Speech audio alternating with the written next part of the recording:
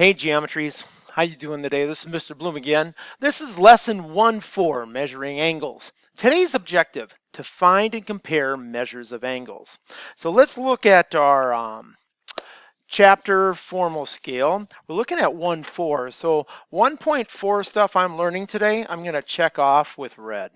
Okay, I'm just kind of looking around. I've got find missing angle measures using angle addition, linear pair angle bisector. I'm going to be looking at compass, straight edge, no coplanar stuff, geometric figure, terms, definitions, theorems, vertex, midpoint. Ooh, we had midpoint on 1-3. And we got interior, exterior stuff.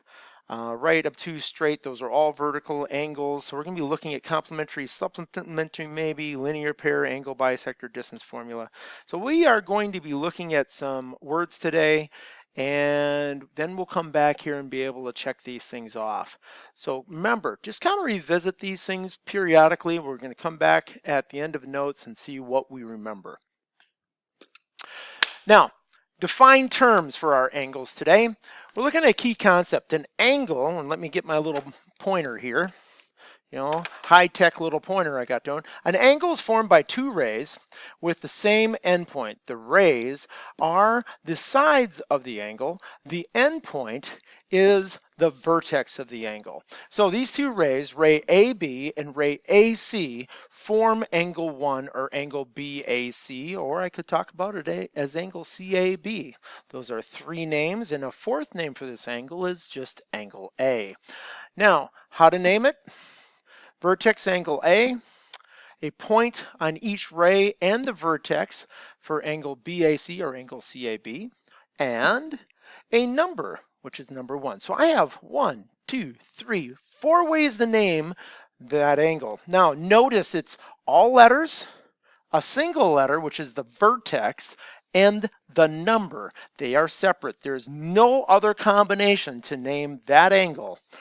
Okay. Now, when naming angles using 3 points, the vertex must go in the middle. Okay, when naming an angle using 3 points, the vertex must go in the middle. So this is my vertex, and it must go in the middle.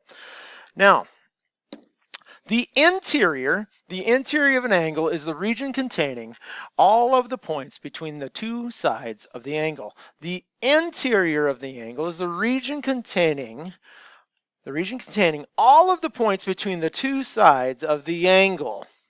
Okay? Now, the exterior of an angle is the region, let me bring that up a little bit. The exterior of the angle is the region containing all of the points outside of the angle. So the points outside of the angle around here is the exterior of this angle that I have as an example. Okay, let's talk about naming angles. If I'm going to name angles, and let me pull my pointer down, do that. So if I'm going to name angles, what other names for angle 1? So this is angle 1, this is an overlap, so I've got this angle is angle 1. The other two names for this angle that are possible are angle JMK or angle KMJ. So we look at those two.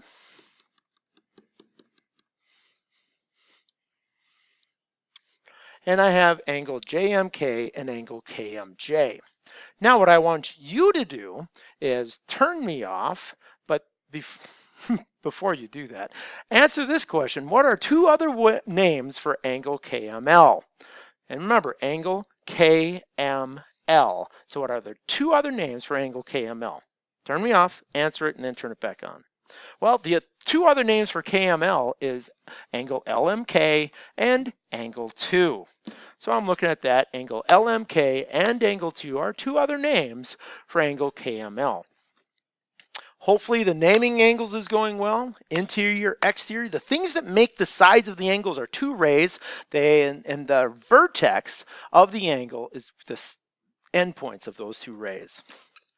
Now, types of angles. You've seen these before. Okay, so I've got an acute angle is an angle between 0 and 90 degrees. A right angle is an angle that is exactly 90 degrees. An obtuse angle is an angle whose measure is between 90 and 180. And then a straight angle is an angle whose exactly 180 degrees. Now remember,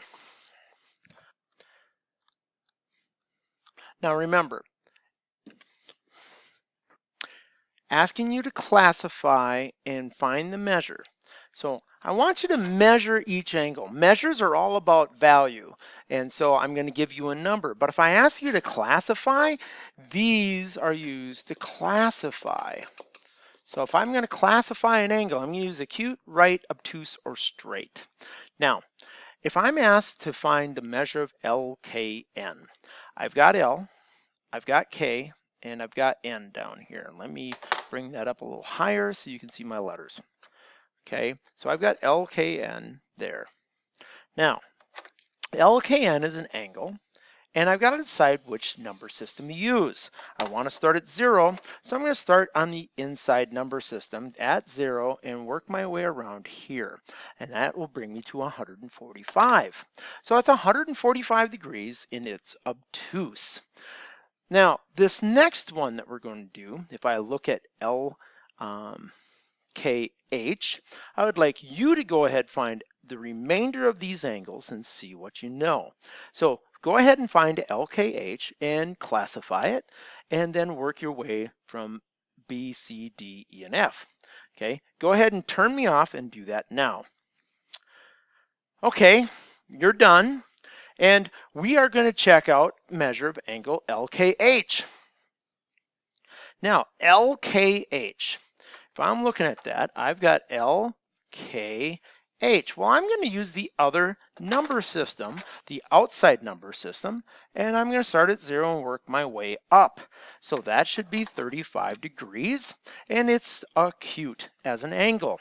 So JKL is our next one, and if I'm asked to find JKL,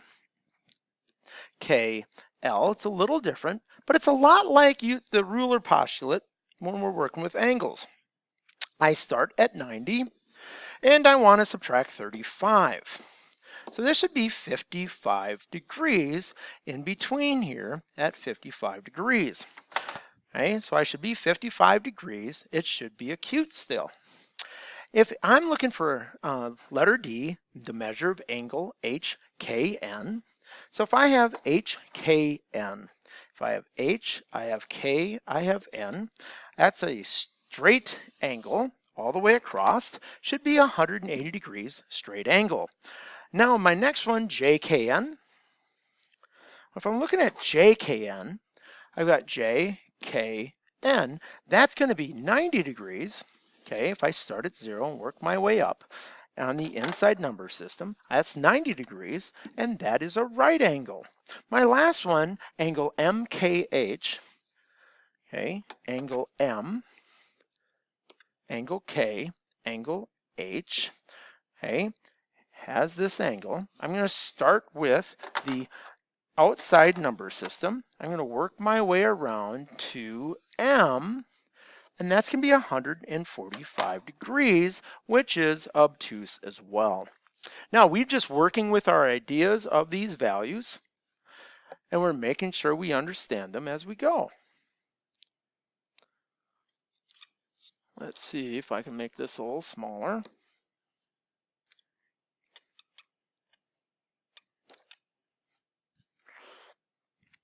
Now, we're going to go on to our next page. Now, the next thing we've got going is congruent angles. Congruent angles are angles that have, and let's get a little arrow here. Congruent angles are angles that have the same measure. Remember, congruent stands for, okay, because if they have the same measure, they have the same shape, and that means they're congruent. So this means if I have the measure of angle A, and I use equal signs when I'm talking about a measure, I use the equal sign when I talk about a measure, and so measure of angle A is equal to measure of angle B, then Angle A is congruent to angle B. Please notice I dropped the M from measure.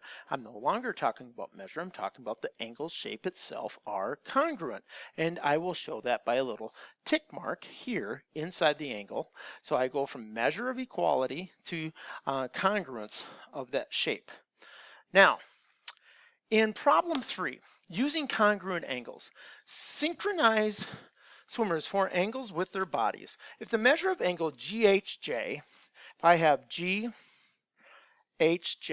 right here, okay, so I've got angle GHJ.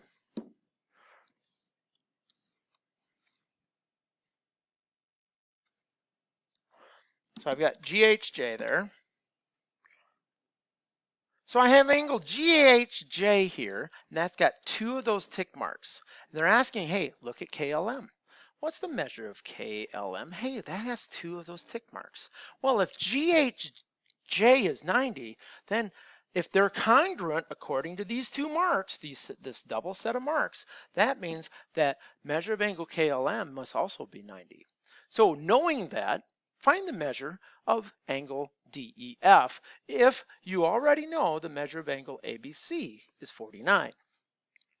Hopefully you're realizing that ABC has a single mark, showing that it is congruent to angle DEF. And since those 2 angles are congruent, they are therefore equal in measure, and I can say the measure of angle DEF is 49 degrees. Now, our last thing, much like segment addition postulate, where I could take 2 segments and add them together and come up with larger segments, I can take 2 angles and add them together and come up with a larger angle, so long as they share a common ray. So the common ray between these 2 angles is OB.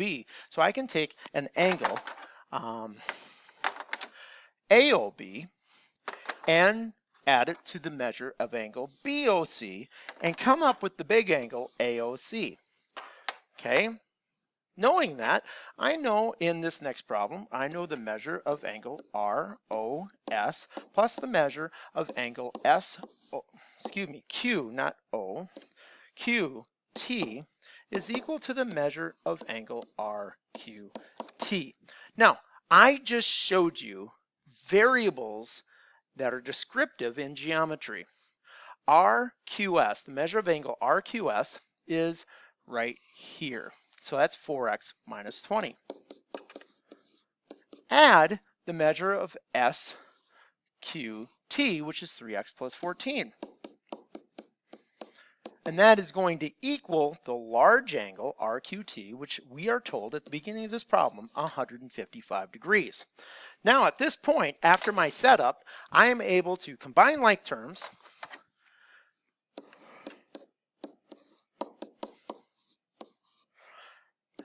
and solve. So that's 7x, 51, that's going to come out to be 23. So x is equal to 23. And they ask me to find the measures.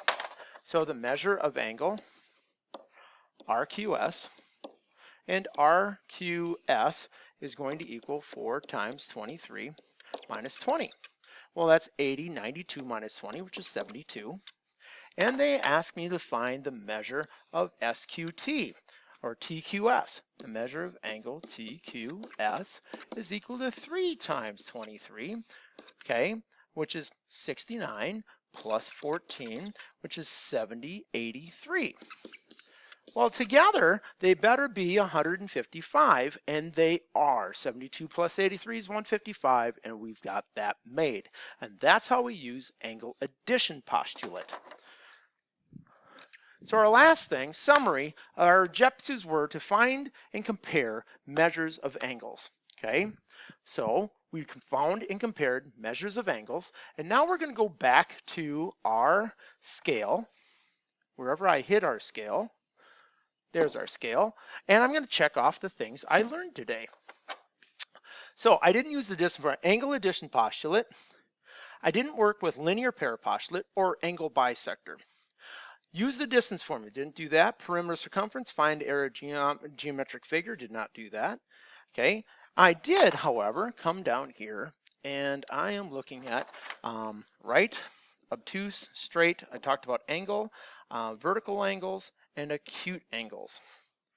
Okay, linear pair, angle, bisector, distance, formula, perimeter, area, those things didn't come across. I didn't copy an angle or anything like that, but those are the things. I did learn about protractor, but I don't have that in here either. So those are the things I know new today. So just keep coming back and finding things. And I'm starting to have a feeling that there are some more things that are going to be coming up in 1-5 notes that I'm going to be able to get done. So, and we also classify angles by measure, copy an angle. Nope, that's it. That's what we've got for today. Now, make sure that you go ahead and start with today's assignment, and I hope you have a wonderful day. Okay, we'll see you soon.